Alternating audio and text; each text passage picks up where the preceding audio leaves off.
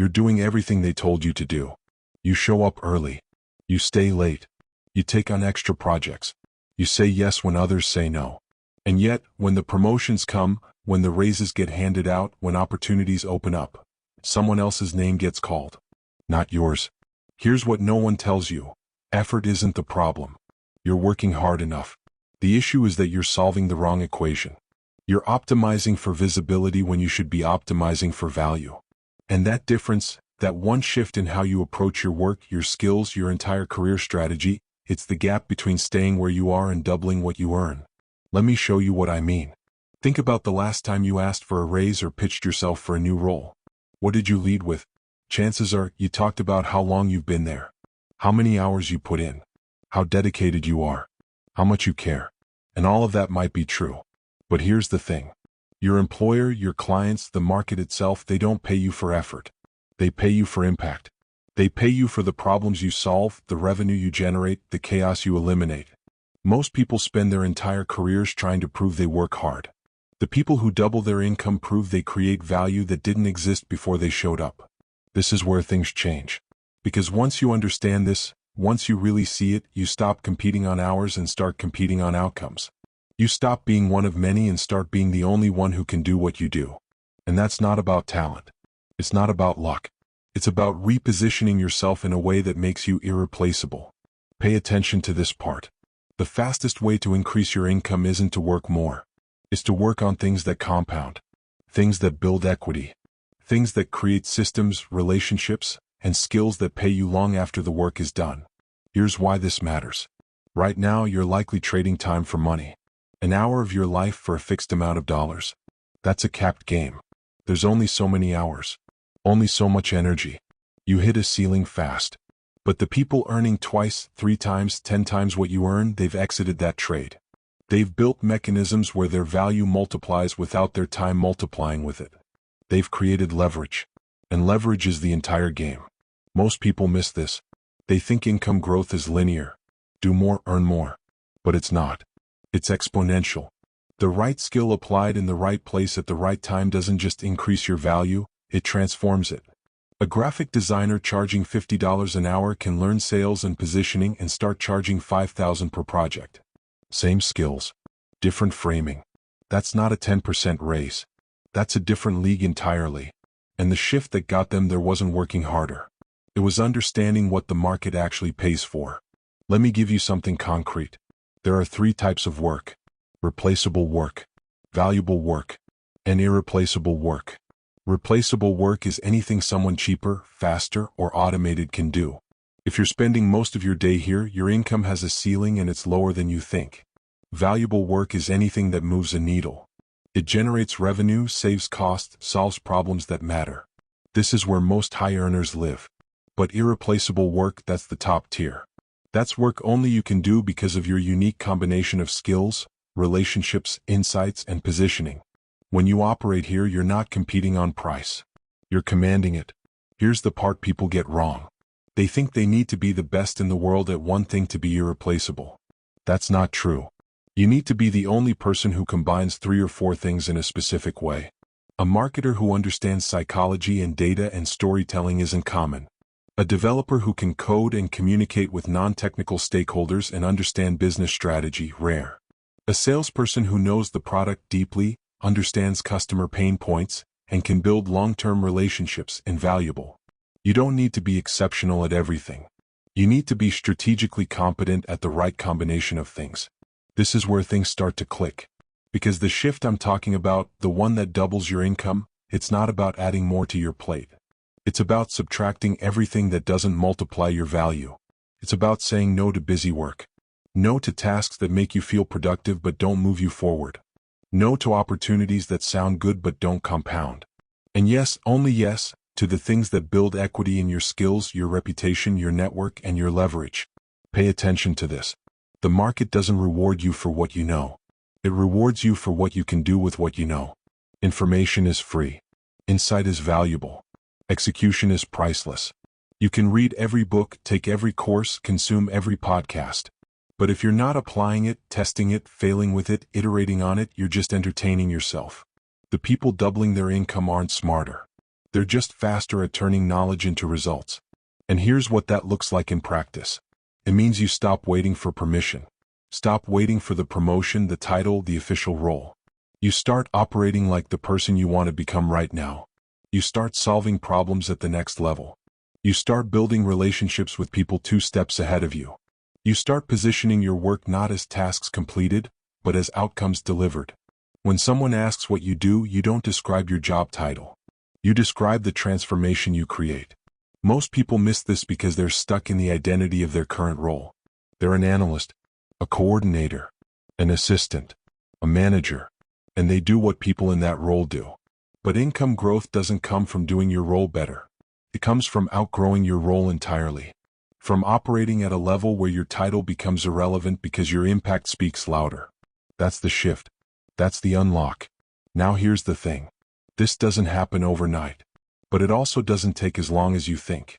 Because small changes in positioning create massive changes in perception.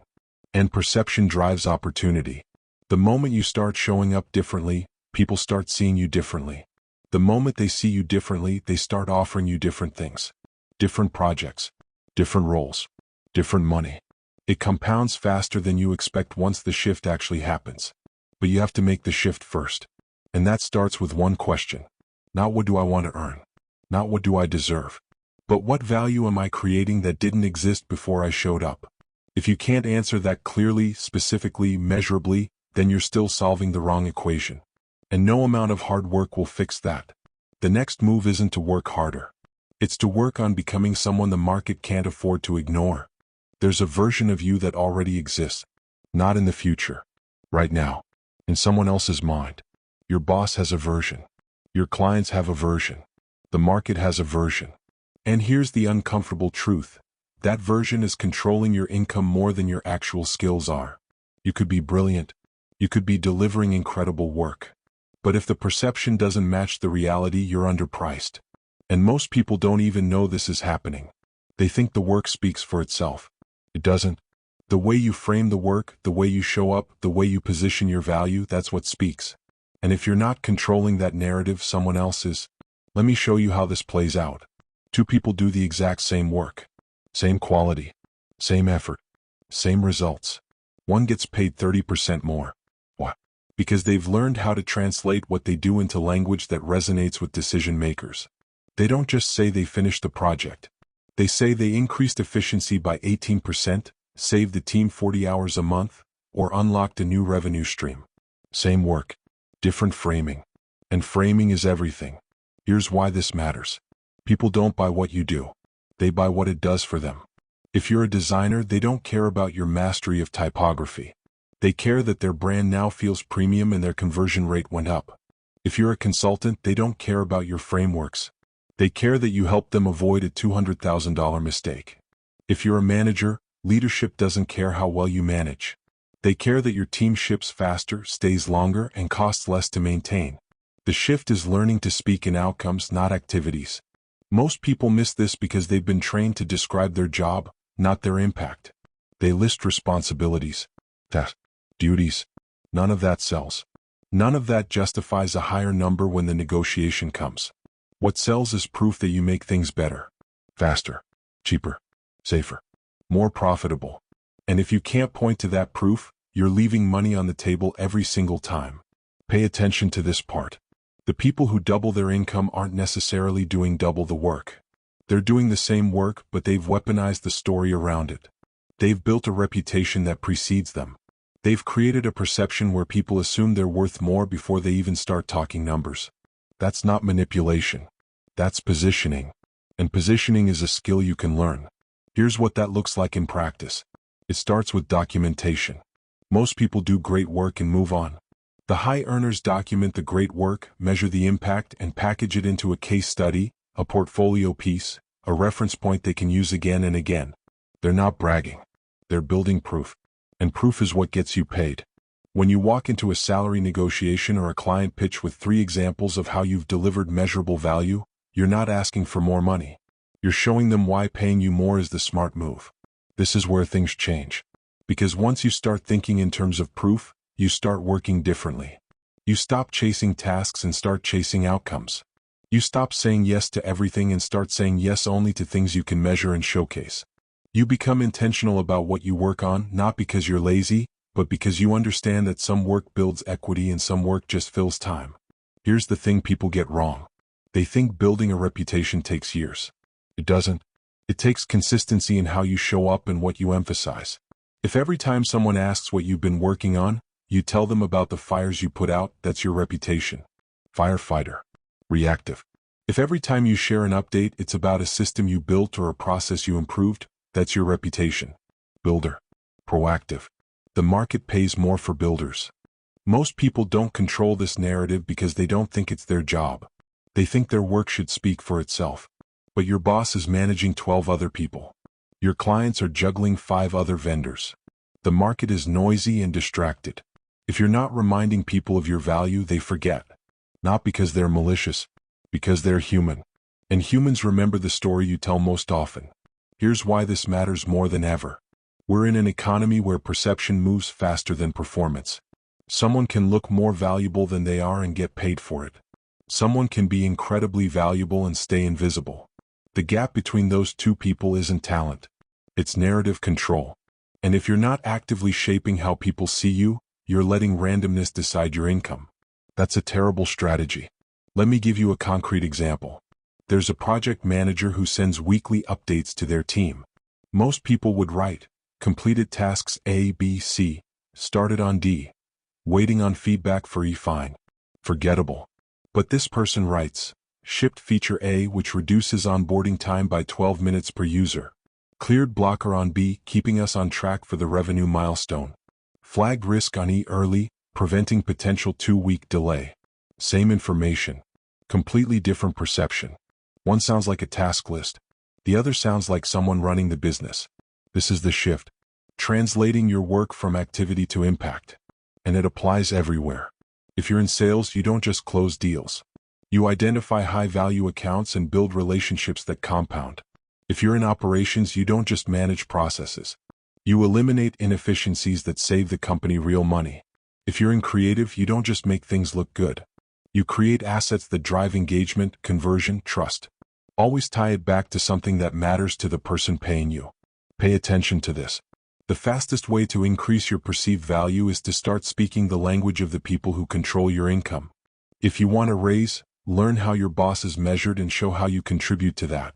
If you want better clients, learn what keeps them up at night and position yourself as the solution. If you want the market to pay you more, figure out what the market values most right now and become undeniably good at providing it. Here's what most people do instead. They wait. They assume good work gets noticed. They think loyalty gets rewarded. They believe time in seat equals higher pay. And sometimes that's true. But it's slow. And it's unreliable. The people who double their income don't wait for recognition. They create the conditions for it. They build the case. They control the narrative. They make it easy for decision makers to say yes. And here's the part that makes this even more powerful. Once you've built this reputation, once people see you as someone who delivers measurable value, the opportunities start coming to you. You stop chasing. You start choosing. You're not applying for jobs. You're getting recruited. You're not pitching clients. They're reaching out. You're not negotiating from a position of need. You're negotiating from a position of leverage. And leverage is the only thing that actually moves the number. Now, this doesn't mean you ignore the work.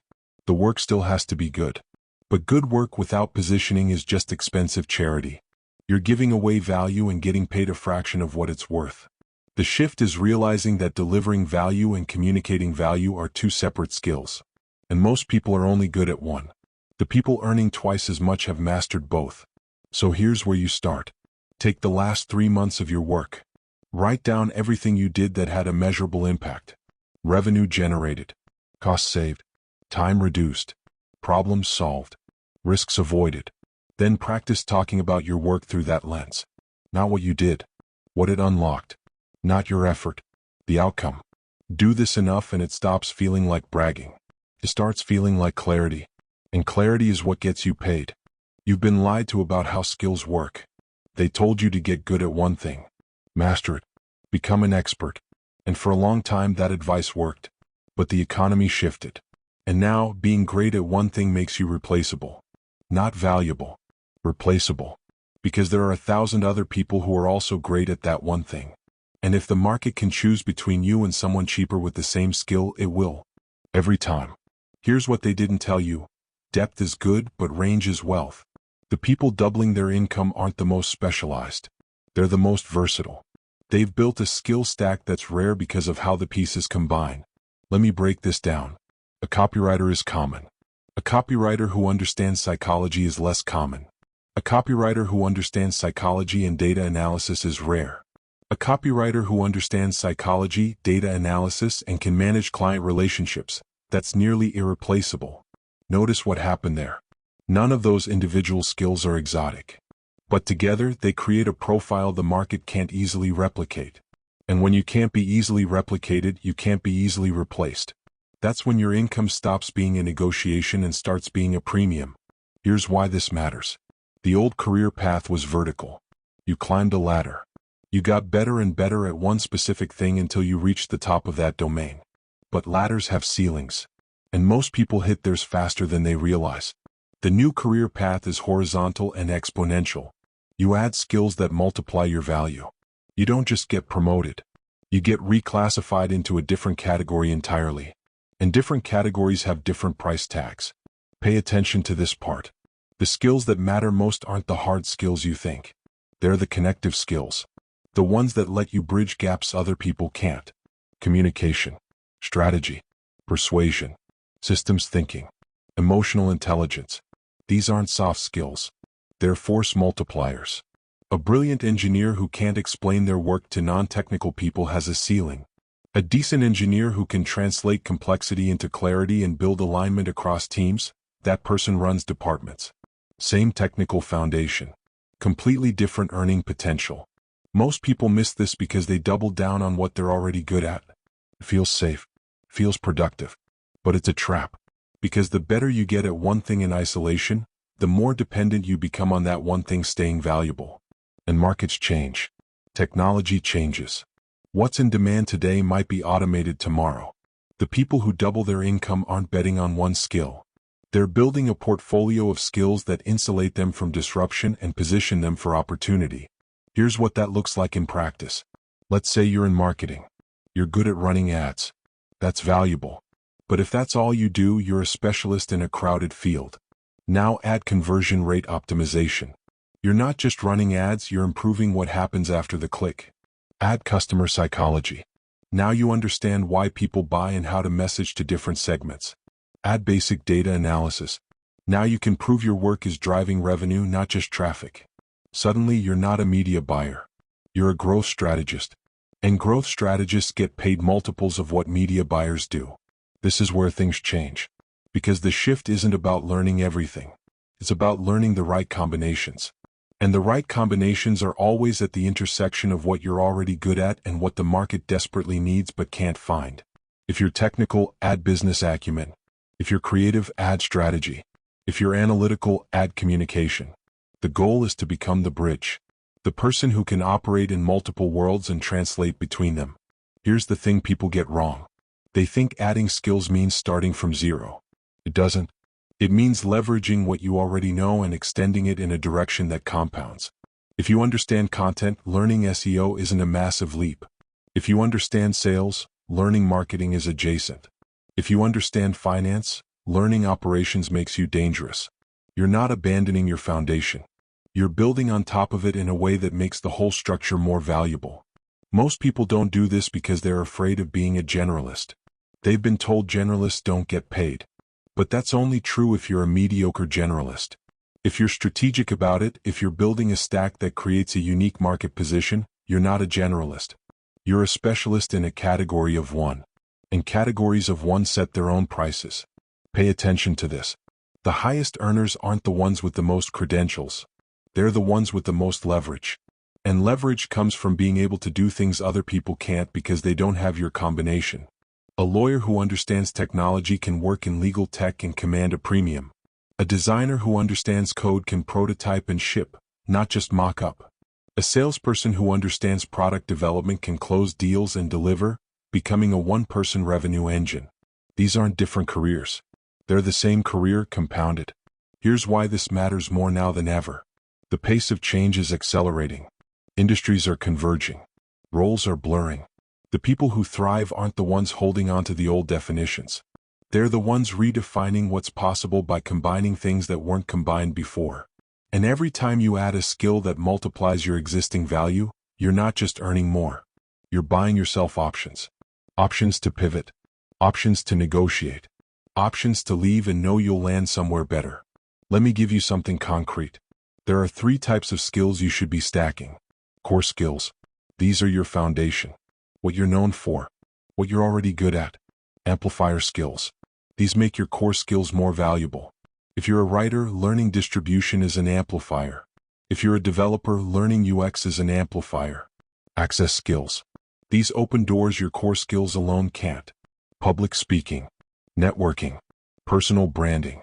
Sales. These aren't about what you do. They're about who gets to know you do it. This is the shift. Stop thinking about your career as one skill getting incrementally better. Start thinking about it as a portfolio of capabilities that multiply each other. And here's the beautiful part. You don't need to be world-class at everything. You need to be competent enough at the right things that the combination becomes rare. Rare is valuable. Rare is expensive. Rare is how you double your income without doubling your hours. Now here's what you do with this. Take inventory. What are you already good at? What's adjacent to that? What does the market need that you could learn in 3 to 6 months? Not 3 years. 3 to 6 months. Then go learn it. Not passively. Not theoretically. Practically. Build something. Ship something. Prove you can apply it. Then add it to how you describe your value. Watch what happens. Watch how the conversations change. Watch how the opportunities shift. The people who stay stuck are the ones who keep perfecting the same skill while the market moves on. The people who double their income are the ones who see the market moving and build the bridge before everyone else realizes they need one. That's the game now. And the next skill you need might be closer than you think. Here's something nobody tells you when you're starting out. The amount of money you make has almost nothing to do with how hard you work. I know that sounds wrong. Feels wrong. Because we've been conditioned to believe that effort equals reward. That if you just work harder, stay later, push through, grind it out, the money will follow. And for a while, that might even be true. You get a raise, a promotion, a bump. But then you hit a wall. And no matter how much harder you work, the number stops moving. Here's why. You're still operating in a system designed to cap you. And until you change the system, the ceiling stays exactly where it is. Let me show you what I mean. There are 2 types of income. Linear and leveraged. Linear income is what most people have. You trade time for money. You work an hour, you get paid for an hour. You work more hours, you get paid more. But there's a cap. Because there are only so many hours. Only so much energy. Only so much of you to go around. You max out fast. And even if you're highly paid on an hourly basis, you're still stuck in the same trap. Limited time equals limited income. Leveraged income works differently. It's when your effort creates value that compounds beyond the time you put in. You build something once and it pays you repeatedly. You solve a problem that scales. You create a system that works whether you're working or not. This is how people break through the ceiling.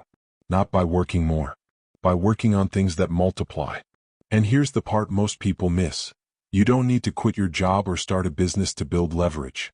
You can build it inside the role you already have. Pay attention to this part. Leverage comes in 4 forms. Time leverage. This is automation, delegation, systems. Anything that lets your output exceed your input. Code that runs without you. Processes that operate without you. Teams that execute without you. If you're doing the same task twice, you're missing an opportunity to build time leverage. Money leverage. This is investing, equity, ownership. Putting money to work so it grows while you sleep. Most people ignore this because they think they need a lot of money to start. You don't. You need to start so you can build a lot of money. Skill leverage. This is building capabilities that are rare and high value. The more unique and difficult to replicate your skills, the more you can charge and the less you have to compete. And finally, network leverage. This is knowing people who can open doors, make introductions, create opportunities. Your network is either a multiplier or a cap. If everyone you know is in the same position you are, you're capped. If you know people 2, 3, 5 steps ahead, you have access to opportunities you wouldn't even know existed otherwise. Here's why this matters. Most people spend their entire careers building none of these. They work hard. They deliver. They're reliable. But they're not building anything that compounds. And without compounding, you're starting from zero every single day. The people who double their income have shifted from daily effort to compounding systems. They've built something that keeps paying even when they stop pushing. This is where things change. Because once you understand leverage, you stop optimizing for busy and start optimizing for impact. You stop asking, how can I work harder, and start asking, how can I create value that scales? And that question changes everything. It changes what you say yes to. It changes what you build. It changes how you spend your time. Let me give you a concrete example. 2 salespeople. Same company. Same product. Same training. One spends their day taking calls, following up, closing deals. They're good. They hit quota. They make decent money. But every dollar they earn is tied directly to the hours they work. If they take a vacation, their income stops. The other salesperson does something different. They build a referral system. They create content that attracts inbound leads. They develop relationships with people who can send them clients without them having to chase. Same role. Completely different structure. One is trading time. The other is building leverage. Here's the thing people get wrong. They think leverage is something you build after you've made it, after you have money, after you have time, after you have resources. But that's backward. Leverage is how you make it. You don't wait until you're successful to build systems. You build systems to become successful. And you can start small. You can start today. Pay attention to this. The smallest forms of leverage compound into the biggest results. Documenting a process so you don't have to explain it again. That's leverage. Teaching someone else to do a task you used to do. That's leverage. Writing an email template you can reuse. Recording a video you can send instead of repeating yourself. Building a spreadsheet that automates a calculation. Every single one of those is a tiny piece of leverage. And when you stack enough of them, you've bought yourself back hours every week. Hours you can reinvest into higher value work. Most people miss this because they think leverage has to be big. It doesn't. It has to be intentional. Every time you solve a problem, ask yourself, will I have to solve this again? If yes, can I build something that solves it permanently? A template, a script, a system, a tool. If you can, you've just created leverage. And leverage, over time, is the only thing that actually changes your financial ceiling. Here's what that looks like in practice. Let's say you're a consultant.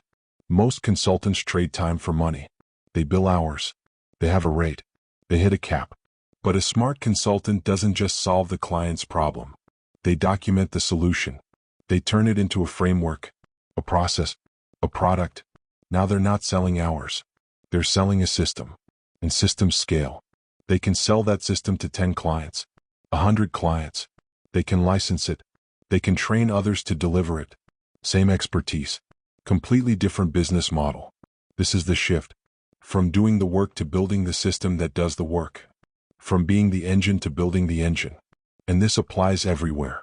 If you're in operations, you're not just managing tasks. You're building processes that eliminate the need for management. If you're in leadership, you're not just directing people. You're building a culture that directs itself. If you're in sales, you're not just closing deals. You're building a pipeline that fills itself. Here's why this matters more than you think. Time is your most finite resource. You can't make more of it. You can't buy it back. Once it's gone, it's gone. So the question isn't how do I work more hours? The question is how do I make every hour I work count for more? And the answer is always leverage. Always systems. Always compounding. Now here's what most people do instead. They optimize for the short term.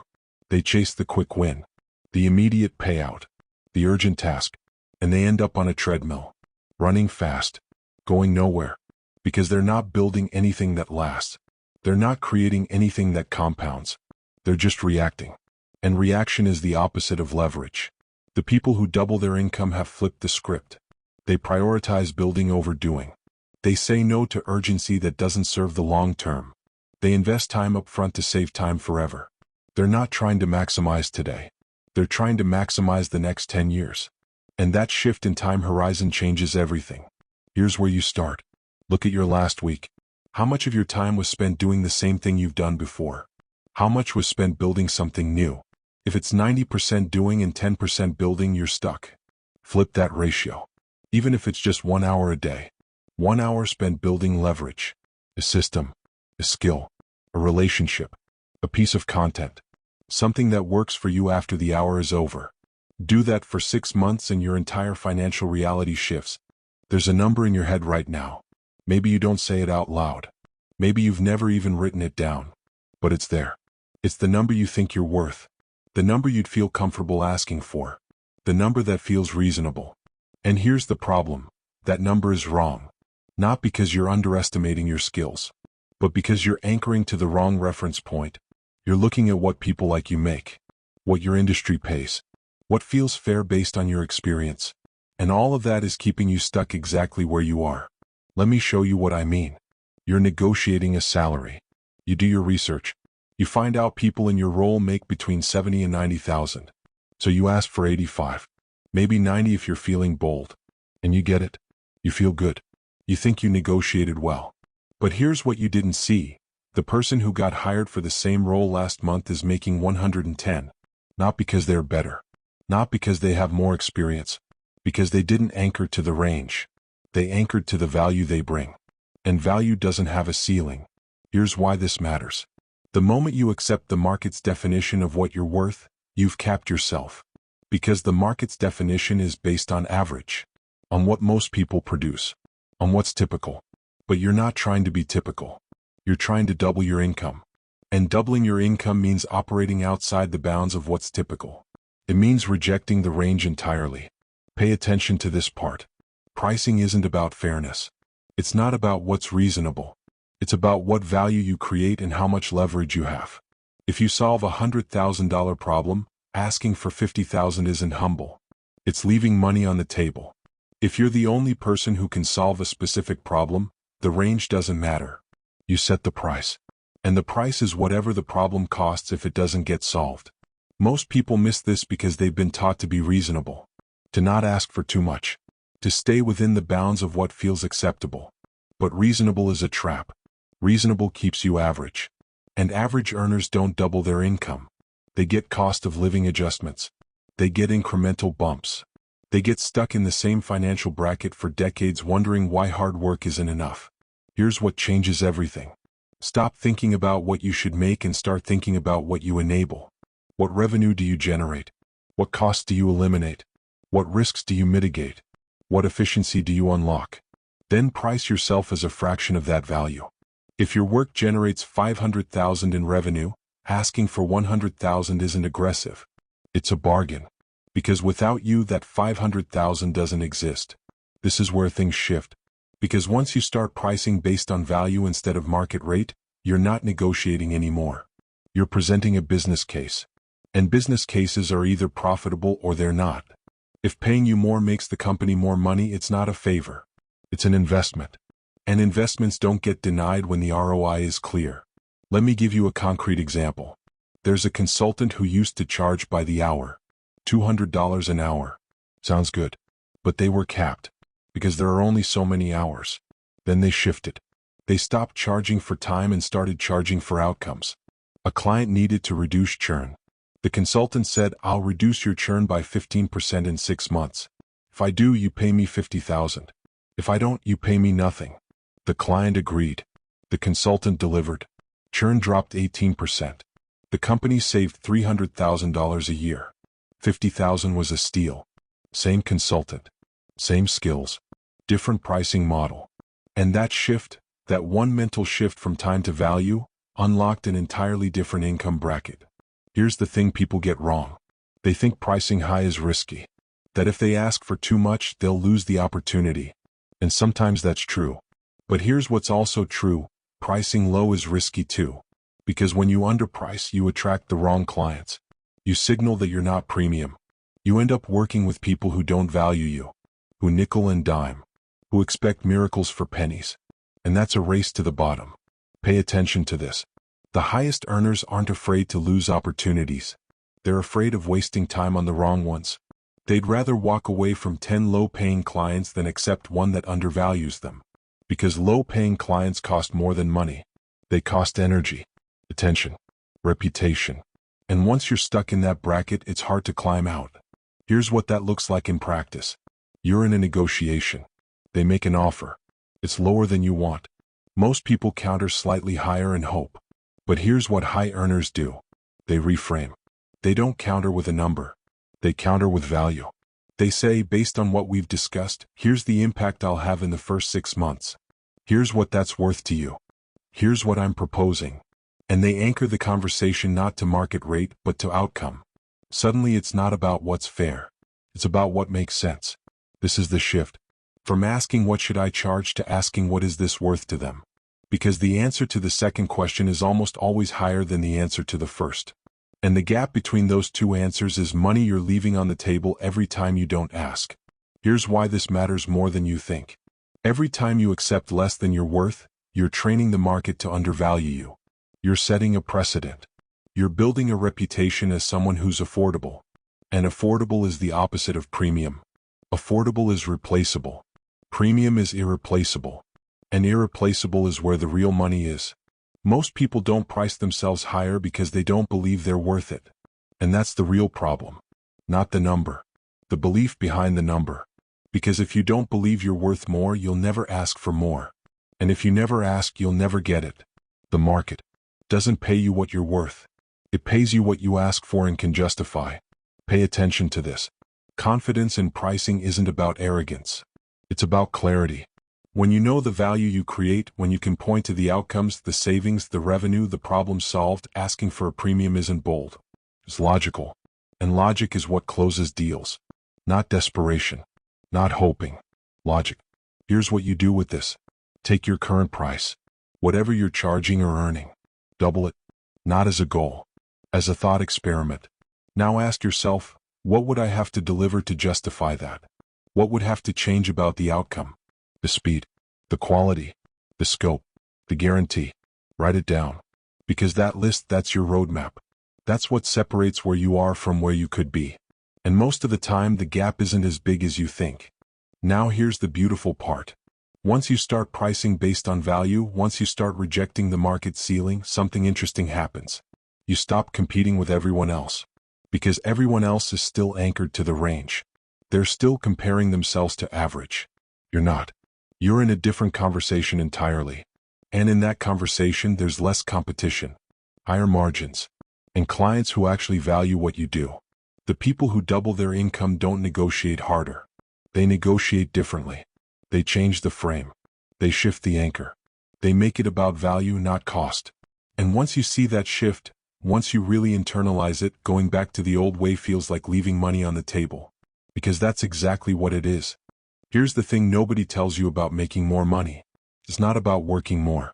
It's not about being smarter. It's not even about being better at what you do. It's about being seen by the right people at the right time. You could be the most talented person in your field, the hardest worker, the most reliable. But if the people making decisions don't know you exist, none of that matters. And this is where most people get stuck. They assume good work gets noticed. It doesn't. Good work gets buried under everyone else's good work. What gets noticed is good work that's impossible to ignore. Let me show you what I mean. Two people. Same skills. Same output. Same quality. One stays invisible. The other gets opportunities handed to them. Why? Because the second person understands that visibility is a skill. They've learned how to put their work in front of the people who can change their income. And they do it consistently. Not obnoxiously. Not desperately. Strategically. Here's why this matters. The opportunities that double your income, they don't come from applications. They don't come from job boards. They don't come from waiting your turn. They come from relationships.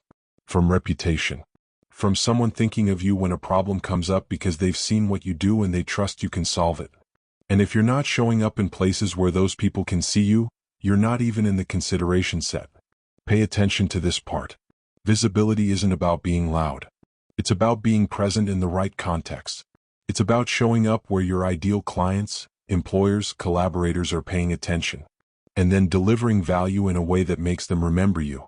That could be writing, speaking, creating, teaching, sharing insights, building in public. The medium doesn't matter. What matters is consistency and relevance. Most people miss this because they think visibility is for extroverts. For people who like attention. But that's not what this is. This is about making sure the people who need what you offer know you exist. If you solve a specific problem better than most, and the people with that problem don't know about you, that's not humility. That's a market failure. And it's costing you. Here's what changes everything. You stop waiting to be discovered and start making yourself discoverable. You create a trail. A body of work that people can find. Reference. Share. You build proof that you're not just competent, you're exceptional. And you do it in a way that doesn't require someone to take a meeting with you to see it. This is where things shift. Because once you have visibility, once the right people know your name, the entire dynamic changes. You're not chasing. You're attracting. You're not convincing. You're choosing.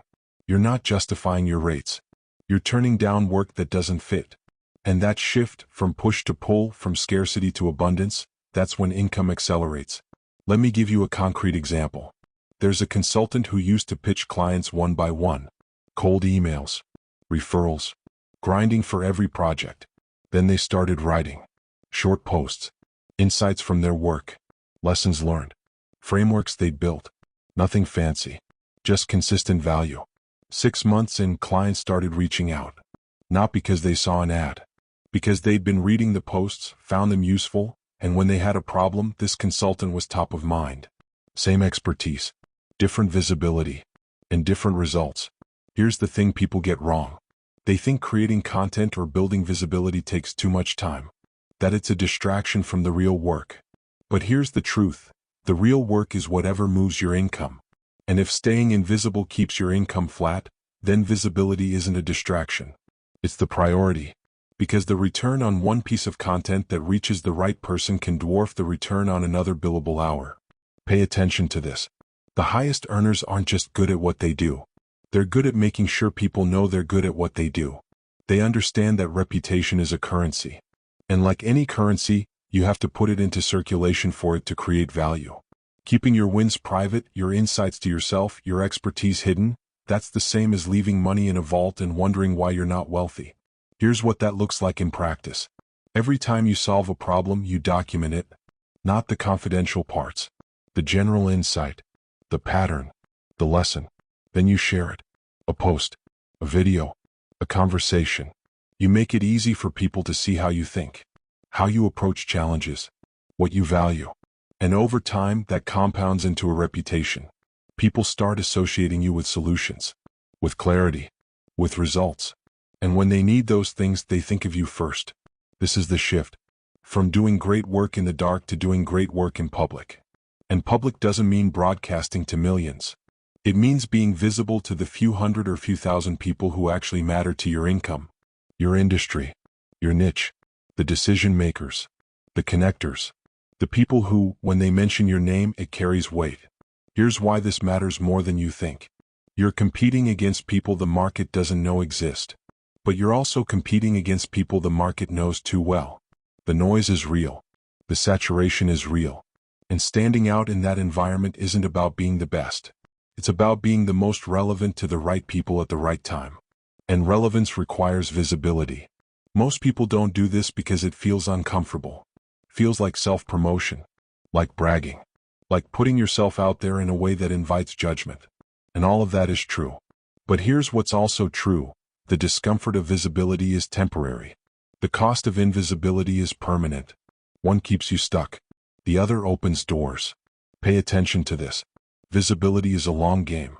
You don't post once and expect results. You don't speak at one event and become known. You show up consistently. You add value repeatedly. You build trust over time. And then, when the moment comes, when the opportunity arises, you're not a stranger. You're someone they've been following, learning from, respecting.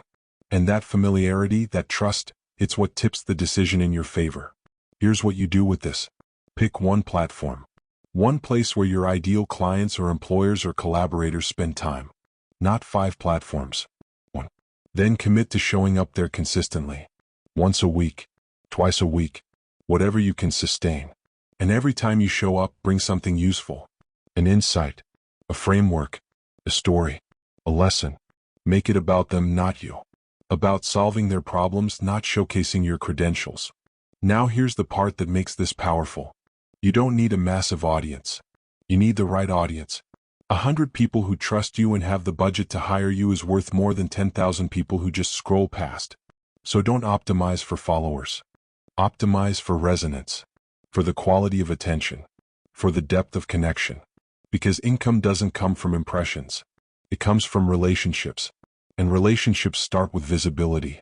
The people who double their income aren't hiding. They're not waiting to be perfect before they share.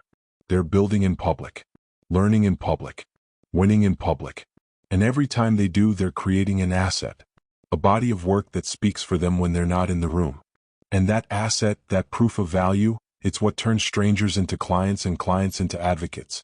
You've been taught to think about your career as a series of jobs. You start somewhere. You work hard. You move up. You switch companies. You climb the ladder. And if you're lucky, by the time you're 50, you're making good money. Maybe great money. But here's the problem with that model. It's linear. And linear growth is slow. Predictable. Cap. The people doubling their income aren't climbing ladders. They're building networks. And networks don't grow linearly. They grow exponentially. Let me show you what I mean. You know one person who knows 10 people.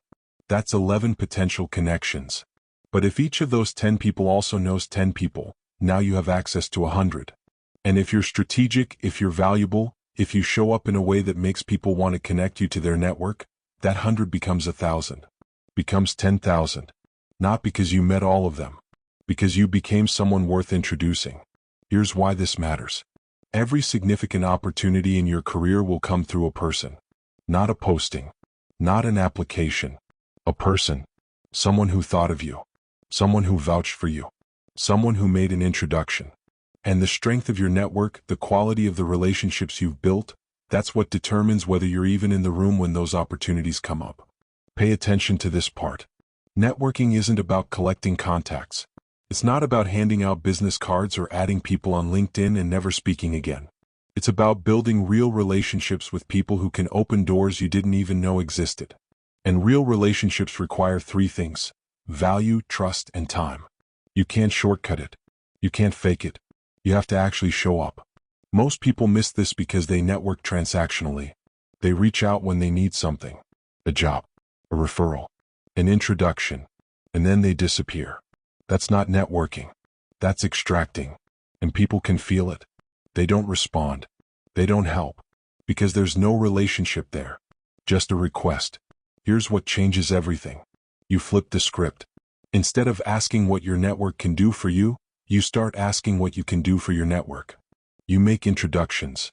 You share opportunities. You offer insights. You become someone who adds value without expecting immediate return. And over time, that generosity compounds. People remember. They reciprocate. They think of you when something comes up. Not because you asked, because you earned it. This is where things shift. Because when you operate this way, when you lead with value, your network becomes a force multiplier. Every person you help becomes someone who wants to help you back. Every introduction you make increases the likelihood someone makes one for you. Every insight you share builds your reputation as someone worth knowing. And reputation in a network is leverage. Let me give you a concrete example. There's a marketer who wanted to transition into a leadership role. They didn't have the title, didn't have the experience on paper, but they'd spent 2 years helping people in their network, making intros, sharing job postings, offering feedback on campaigns. When a CMO role opened up at a startup, they didn't apply. Someone in their network referred them, vouched for them, told the founder, this is the person you need. They got the role. Not because they were the most qualified on paper, because they built a network that went to bat for them. Here's the thing people get wrong. They think networking is for extroverts, for people who love small talk and conferences and shaking hands. But that's a tiny slice of what networking actually is. Networking is having coffee with someone smarter than you and asking good questions. It's replying thoughtfully to someone's post. It's sending an article to someone because it made you think of them. It's staying in touch not because you need something, but because you're genuinely interested in what they're building. Pay attention to this. The best opportunities never get posted. They get filled through referrals, through back channels, through someone saying, I know someone perfect for this. And if you're not in those conversations, if the people with access to those opportunities don't know you exist, you're not even competing. You're invisible. Here's what that looks like in practice. You're not trying to meet everyone. You're trying to meet the right people. And the right people are the ones who are 2 or 3 steps ahead of where you want to be, who operate in the spaces you want to operate in, who have solved the problems you're trying to solve. Those are the people whose networks matter. Those are the relationships worth investing in.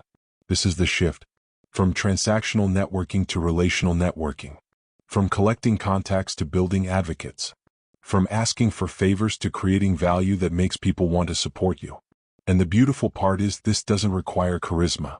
It requires consistency, thoughtfulness, generosity, things anyone can do. Here's why this matters more than you think. Your income is capped by the rooms you're not in, the conversations you're not part of, the opportunities you don't even know exist. And the only way into those rooms is through people who are already there, people who trust you enough to bring you in, people who believe you'll add value, not just take up space. And you earn that trust one interaction at a time. Most people don't invest in their network because the return isn't immediate. You meet someone, you help them, and nothing happens. So they stop. They assume it doesn't work. But networking doesn't work on your timeline. It works on trust's timeline. And trust takes time. You might help someone today and not see the return for 2 years. But when it comes, when that person calls you with an opportunity, when they make an introduction that changes your trajectory, the ROI is infinite. Pay attention to this. The highest earners have something in common. They're deeply connected. Not to everyone. To the right people. They've invested in relationships at every stage of their career. And those relationships, they're not just professional. They're personal. Because people don't go to bat for acquaintances. They go to bat for people they actually like. People they trust. People they've built something with. Here's what you do with this. Make a list. 10 people who are ahead of you. Who you respect. Who you'd like to learn from. Now reach out. Not with an ask. With value. Share something useful. Ask a thoughtful question. Offer to help with something they're working on. Start a conversation. And then stay consistent. Check in. Follow up. Build the relationship over months, not minutes. Now here's the hard part. Most of those people won't respond. Or they'll respond once and then go quiet. That's fine. You're not trying to bat 1,000. You're trying to build 5 or 10 deep relationships with people who matter. And those 5 or 10, if you nurture them, if you show up, if you add value, they'll open doors you can't even imagine right now. The people who double their income understand this. They know that careers aren't built in isolation. They're built in community, in networks, in relationships that compound over time. And the sooner you start investing in those relationships, the sooner you'll see the return. Not in followers, not in contacts, in opportunities that only exist because someone thought of you. There's a version of your career that makes sense on paper. You follow the path.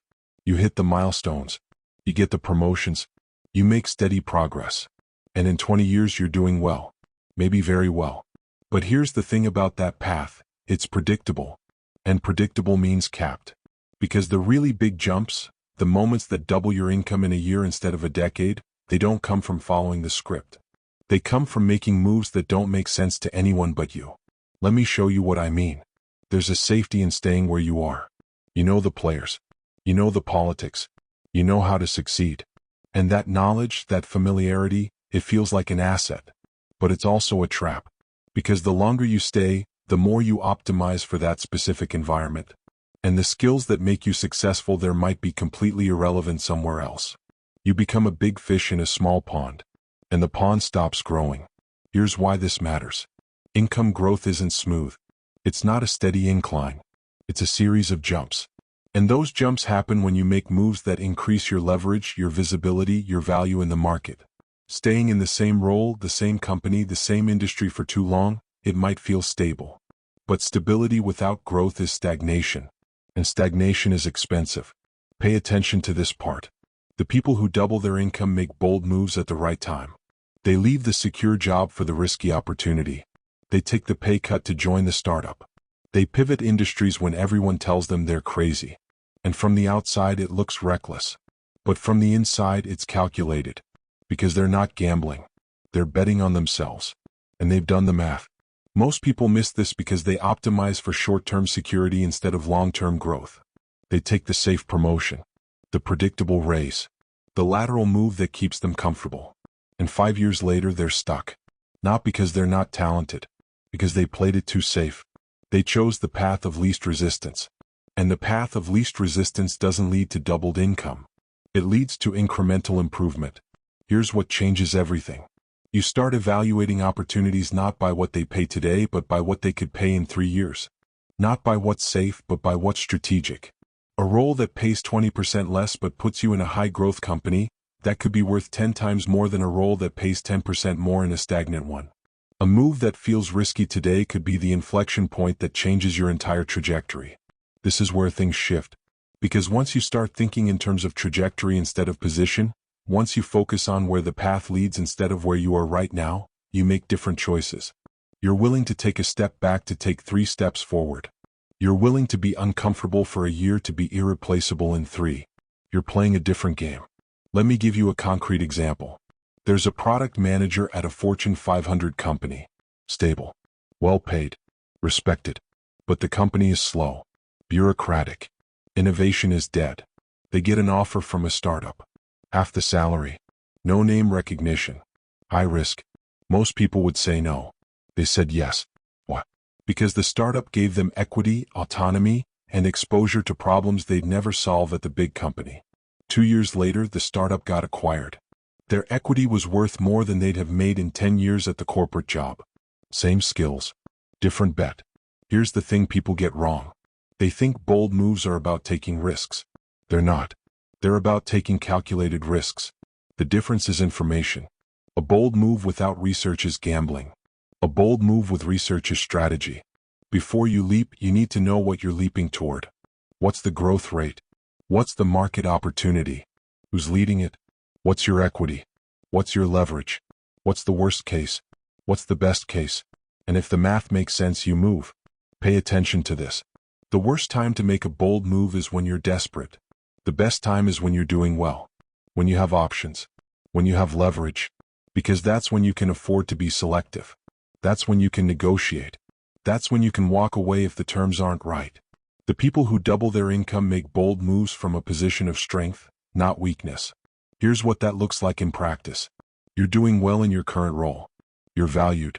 You're comfortable. And that's exactly when you start looking at what's next. Not because you're unhappy. Because you're strategic. You take the meeting. You explore the opportunity. You evaluate whether it moves you closer to where you want to be. And if it does, you move. Even if it feels early. Even if people think you're crazy. Because you're optimizing for trajectory, not comfort. This is the shift. From reactive to proactive. From staying until you're pushed to leaving when you're pulled. From waiting for the right moment to creating the right moment. And the people who do this, who make moves before they have to, they're always ahead. Always positioned. Always growing. Here's why this matters more than you think. Every year you stay in the wrong place is a year you're not building equity in the right place. It's a year of skills that don't compound. Relationships that don't open doors.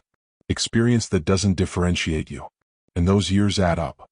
You look back and realize you've been busy but not strategic. Active but not growing. And by then the cost of moving is higher. You've got more to lose. More to risk. More inertia. Most people don't make bold moves because they're afraid of regret. What if it doesn't work out? What if I fail? What if I look back and realize I made the wrong call? But here's the truth. The bigger regret isn't trying and failing. It's not trying at all. It's staying safe and wondering what could have been. Because you can recover from failure. You can't recover from never trying. Pay attention to this. The highest earners have a different relationship with risk. They're not reckless. But they're not paralyzed either. They see risk as something to manage, not avoid. They ask better questions. Not is this risky, but what's the upside if it works and what's the downside if it doesn't? And if the upside is 10 times the downside, they move. Every time. Here's what you do with this. Look at where you are. Is this role, this company, this path building toward where you want to be in 5 years? If yes, stay. If no, start exploring. Not casually. Seriously. What's the next move that accelerates your growth? What's the opportunity that scares you a little but excites you a lot? What's the bet on yourself that you've been avoiding because it feels too bold? Now here's the part that makes this real. You don't have to move today. But you have to start positioning today. Build the skills that make the move possible. Build the network that opens the door. Build the proof that makes you the obvious choice when the opportunity comes. Because bold moves don't come out of nowhere. They come from preparation meeting opportunity. And if you're not preparing, the opportunity will pass you by. The people who double their income don't wait for permission. They don't wait for the perfect moment. They create the moment. They make the move. And they trust that even if it doesn't go perfectly, it'll go somewhere better than standing still. You're closer than you think. Not to where you want to be, but to the shift that gets you there. And the shift isn't what you expect. It's not a new skill, not a better resume, not a lucky break. It's a change in how you see yourself. Because right now, you're operating from an identity that was built in a different season of your life. An identity shaped by what you've done, not what you're capable of. And that identity, that old version of you, it's the ceiling. Let me show you what I mean. You think of yourself in a certain way. You're the person who does X, who makes Y, who operates at Z level. And every decision you make, every opportunity you evaluate, every risk you consider, it's filtered through that identity. If it doesn't match who you think you are, you don't pursue it. You talk yourself out of it. You say it's not for someone like me. And that sentence, that one limiting belief, it's costing you more than you realize. Here's why this matters. The market doesn't care who you were. It cares who you are now and who you're becoming.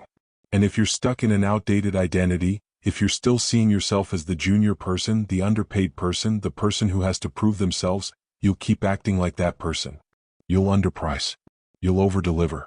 You'll accept less than you're worth.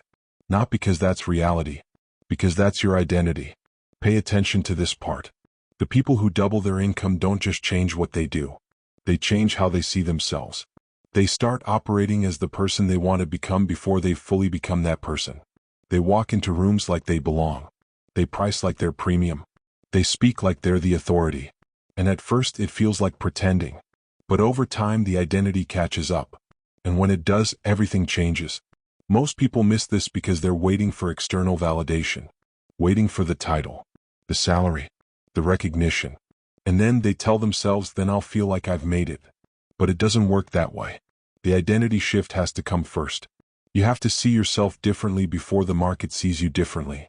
Because the way you see yourself is the way you show up. And the way you show up is what people pay for. Here's what changes everything.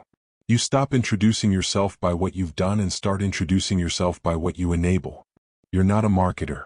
You're someone who helps companies grow. You're not a developer. You're someone who builds systems that scale. You're not a consultant. You're someone who solves problems others can't. Same work, different frame. And that frame, that identity, it's what shifts the conversation from can you do this to how soon can you start. This is where things shift. Because once you've upgraded your identity, once you've internalized that you're not the person you were 3 years ago, you stop accepting the opportunities that match the old you. You stop saying yes to things that keep you small. You stop tolerating clients, roles, projects that treat you like you're still proving yourself. You operate from abundance, not scarcity. And abundance is magnetic. Let me give you a concrete example. There's a freelancer who spent years undercharging. Not because they weren't good. Because they didn't see themselves as someone who could charge premium rates. They saw themselves as the scrappy outsider. The person who had to hustle for every dollar. Then something shifted. They landed one high-paying client. And that client treated them like a premium service. Valued their input. Paid on time. Respected their boundaries. And in that relationship they saw themselves differently. They realized they'd been underpricing not because the market wouldn't pay, but because they didn't believe they were worth it. Within 6 months they tripled their rates. Same skills. Different identity. Here's the thing people get wrong. They think confidence comes from results. It doesn't. Results come from confidence. When you believe you're worth more, you ask for more. When you ask for more, you get more. And when you get more, the belief strengthens. It's a loop. But you have to start the loop. You have to believe first. Pay attention to this. Your identity is a story you tell yourself. And like any story, you can rewrite it. You're not locked into who you were. You're not defined by your past. You're defined by the decisions you make today. And every time you make a decision that aligns with who you want to continue. 9:52 p.m. You're reinforcing the new identity. Every time you walk away from something that keeps you small, you're proving to yourself that you're bigger than that. Here's what that looks like in practice. You're in a negotiation. They make an offer. It's lower than you want. The old you would take it, would rationalize. would be grateful just to be considered. But the new you, the person who's already doubled their income in their mind, that person doesn't settle. They counter. They hold firm. They're willing to walk if the terms aren't right. Not because they're arrogant, because they know their value. And they refuse to accept less. This is the shift. From proving your worth to knowing your worth. From hoping someone sees your value to showing up as someone whose value is undeniable. From waiting for permission to giving yourself permission. And that permission, that internal shift, it's the unlock. Because once you've given yourself permission to operate at a higher level, the external world starts reflecting it back. Here's why this matters more than anything else. You can have all the skills, all the strategies, all the tactics, but if your identity is still anchored to a lower version of yourself, none of it will stick. You'll sabotage. You'll retreat. You'll find a way to stay safe. Because deep down, you don't believe you're the person who operates at that level. And belief is everything. Most people don't upgrade their identity because it feels inauthentic. Like they're lying to themselves. But here's the truth. The only lie is the old identity. The one that says you're not capable of more. The one that says you have to stay small. The one that says this is just who you are. That's the story that's holding you back. And the moment you stop believing it, the moment you start seeing yourself as someone who's already on the other side of the shift, everything accelerates. Pay attention to this. The identity you hold will either limit you or liberate you. If you see yourself as someone still trying to make it, you'll keep trying. If you see yourself as someone who's already made it and is now scaling, you'll act accordingly. And the market rewards action, not intention. So here's where this all comes together. The shift that doubles your income isn't one thing. It's everything. It's how you price, how you position, how you show up, how you choose, how you network, how you move. But underneath all of it, it's how you see yourself. Because that's the variable that controls all the others. Change that, really change it, and the rest follows. Not someday.